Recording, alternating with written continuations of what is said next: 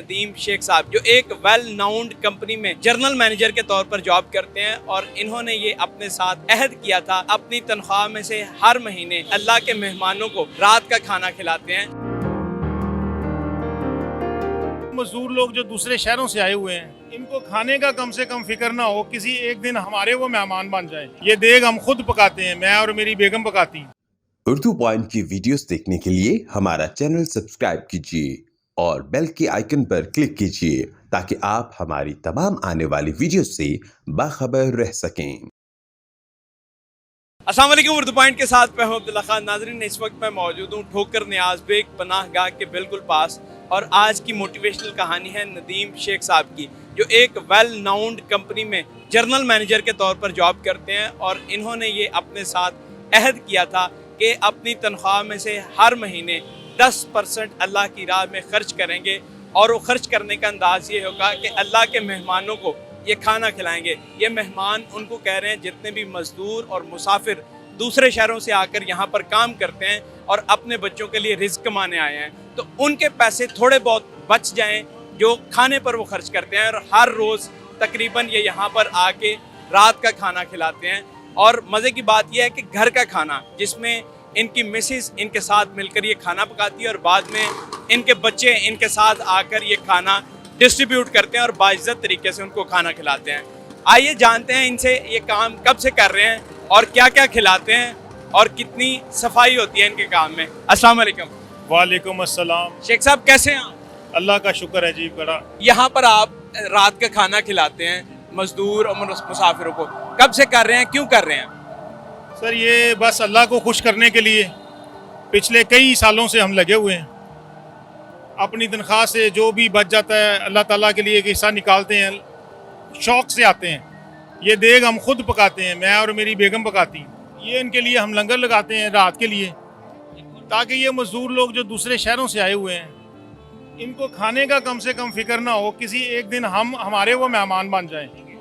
और बड़े शौक़ से अल्लाह की मेहरबानी से बनाते हैं उन चीज़ों से जो चीज़ें हम अपने घर में अपने लिए इस्तेमाल करते हैं। मसाले एक नंबर, डालडा घी इस्तेमाल करते हैं। जो चीज़ें हमारे अपने घर के मसाला दान में पड़ी होती हैं वो पूरी इसमें डालते हैं।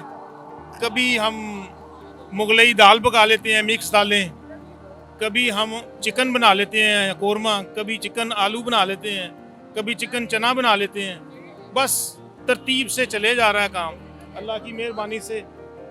हर दफ़ा कोई 300 से 400 लोग आप देख रहे हैं माशाल्लाह किस तरह मज़े लेकर ये खाना खा रहे हैं। मोस्टली ऐसा होता है, वालिद साहब जो करना चाह रहे होते हैं, बच्चे कहते हैं वालिद साहब ये क्यों कर रहे हैं, वो कर रहे हैं, आप एक अच्छी जगह पे जॉब कर रहे हैं और फुटपाथ पर बैठ के आप ये खाना डिस्ट्रीब्यूट करेंगे, यानी इस तरह की सब बातें होती हैं। बच्चे भी आपके साथ काम कर रहे हैं, इनको कैसे इंटरेस्ट डाला और कितने लोग इधर आके करते हैं आप?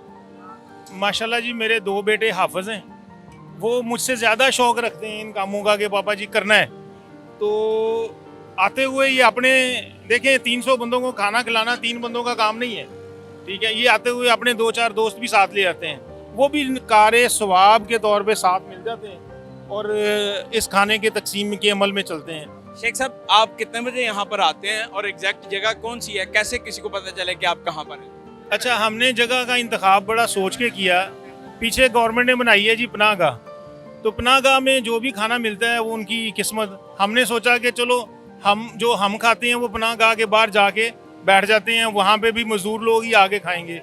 हम तकरीबन 7 बजे आ जाते हैं। ये जो मज़दूर लोग हैं दूसरे शहरों को जाने वाले, अपने अपने घर काम ख़त्म करके जो जाते हैं, इनको भूख जल्दी लग जाती है। 7 बजे तकरीबन खाना शुरू करते हैं, 9 बजे तक हम 300 बंदों को खाना खिला के फ़ारग हो जाते हैं। माशाल्लाह इतनी तेज़ी से इतनी जल्दी से आते हैं। ये कुकिंग आप खुद करते हैं अपने मिसेस के साथ मिलकर? जी, पहले छोटे पतीले होते थे, इस तरह के छोटे पतीले होते थे दो, और मेहमान भी थोड़े थे। फिर जब देखा यहाँ पे मेहमान ज़्यादा होते हैं, हमारा सालन ख़त्म हो जाता है, फिर दिल में तकलीफ़ होनी कि यार एक बंदा खाने के लिए आया है, हम उसको खाना नहीं दे सके। फिर 2 पतीले हो गए, फिर 3 हो गए। फिर एक दिन बेगम ने कहा भाई मैं इतने पतीले नहीं पका सकती, कोई बड़ी चीज़ का बंदोबस्त करें। तो एक अल्लाह का बंदा, उसका नाम है नासिर, उन्होंने इश्तिहार दिया था बराए फ़रोख्त देग। मैंने उनसे रब्ता किया, कीमत तय हुई। जब उनको मकसद बताया कि इस मकसद के लिए मैंने देग लेनी है, उस अल्लाह के बंदे ने कहा जी आप घर से आगे मुफ्त ले जाएं और मुझे भी सवाब में शामिल कर लें। तो ये जो देग है ना भाई नासिर की है, मेरा इसमें भाई कुछ नहीं है, अल्लाह ने मुझे इस खिदमत के लिए चुना है। मैं सिर्फ इसके अंदर जो सामान है डालता हूँ, पकाता हूँ और यहाँ ले आता हूँ। मैं आपको बताऊँ, पहले शुरू में जब हमने रोटी खिलाना शुरू की ना तो इस तरह की थी, जब दाल डालते थे ना तो इस सुराख में से दाल हाथ जल जाता था, तो बड़ी तकलीफ हुई। फिर हमने चिंगेरे ले आए कि यार इसमें रख के ऐसे डाल देते हैं, ठीक है।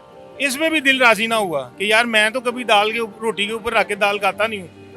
फिर जाके बाजार से ना घटिया प्लास्टिक नहीं मेलामाइन की प्लेटें लेकर आए कि यार ये जो मेहमान है बड़े अहम है, ये अल्लाह मियाँ ने भेजे हैं तो इनकी खिदमत करें। बेशक जिस मर्जी काम से ताल्लुक़ रखते हैं, जो मर्जी इनका ट्रेड है, बट ये अल्लाह के मेहमान हैं जो मेरे पास आए हैं बस। अच्छा, खाने के अंदर जो क्वालिटी होती है, मोस्टली ऐसा लोग होता है जैसे आपने पहले भी बताया, खुद भी ये खाते हैं या सिर्फ ये इनके लिए लेके आते हैं? जिस दिन ये खाना बनता है दुआ के बाद घर में अपने ये बाउल निकालते हैं और ले आते हैं, और इस वक्त अब घर जाके जब मेहमान सारे हमारे भुगत जाएंगे, खा जाएंगे, फिर हम ये खाना खाएंगे।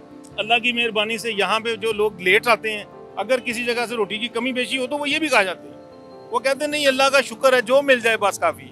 यहाँ पे इतने मुतमईन लोग आते हैं जिनको ये गर्ज नहीं है कि यह प्लेट धुली हुई है या नहीं धुली हुई। वो कहते हैं यार हमने खाना खाना है, हमें खाना खिलाएं और खाना मज़ेदार होना चाहिए। आप एग्जीक्यूटिव लेवल पे जॉब करते हैं तो आपके जो साथ कुलीग हैं जितने भी, वो भी ये सारे जानते होंगे आपको कि आप ये काम करते हैं, तो वो क्या कहते हैं इस हवाले? बहुत कम लोगों को पता है जी मैं ये काम करता हूँ। मेरे एक दोस्त आए, गुजर रहे थे यहाँ पे, वो मुझे देखकर रुक गए कि ये तुम क्या कर रहे हो। तो उनके लिए भी बड़ी हैरानकुन बात थी कि आज कि उन्होंने मुझे देखा और ऐसे हुआ। या हर चौक में इस तरह का कोई एक बंदा भी खाना डिस्ट्रीब्यूट करना शुरू हो जाए तो कोई बंदा भूखा नहीं सोएगा, और स्पेशली रात का खाना अगर आप खिलाएं तो अगला जब नींद पुरसुकून सोएगा तो आपको दुआएं देता रहेगा, उसका दिल देता रहेगा अगर वो मुंह से नहीं भी देगा।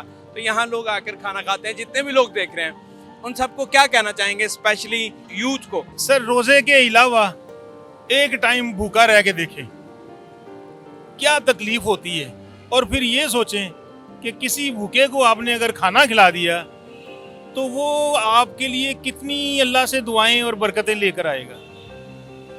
बस इससे ज़्यादा और कुछ नहीं कि आपने एक भूखे को अगर खाना खिला दिया पेट भर के, उसकी जिस्म की हर जगह आपको दुआ देगी। और अल्लाह ताला तो खैर अल्लाह ताला ही है, उन्होंने तो बस जज्बा देखना है। मुझे बहुत खुशी हुई माशाल्लाह जिस तरीके से आप काम कर रहे हैं और ज़मीन पर बैठ के बाइज़्ज़त तरीके से जितने भी लोग आते हैं उनको खाना खिलाते हैं। और नाज़रीन, एट द एंड मैं ये कहना चाहूँगा कि सबसे बड़े सवाबों में एक सवाब ये है कि भूखों को खाना खिलाए, किसी ऐसे बंदे को खाना खिलाया जाए जो बेचारा इस्तिताअत नहीं रख सकता अच्छा खाना खाने की, उसको खिलाया जाए। और एट द एंड कहते हैं कि खुदा के बंदे हैं हज़ारों, बनों में फिरते हैं मारे मारे, मैं उसका बंदा बनूंगा जिसको खुदा के बंदों से प्यार है। देखते हैं उर्दू माइंड, मैं हूं अब्दुल्ला खान, अल्लाह निगहबान।